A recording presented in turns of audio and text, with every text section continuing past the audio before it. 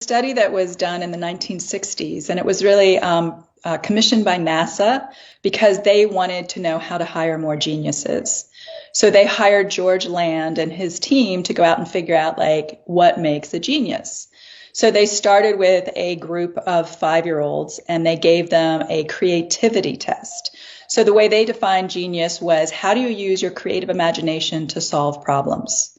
And what they found was, of this group of 5-year-olds, 98% qualified as geniuses.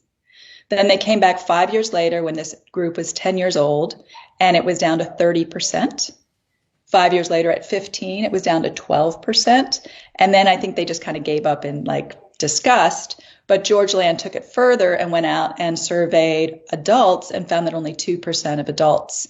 And the thing that's also very interesting is he attributed this to school, 100% to school, that you would take a population, 98% genius, and dumb them down to 2%.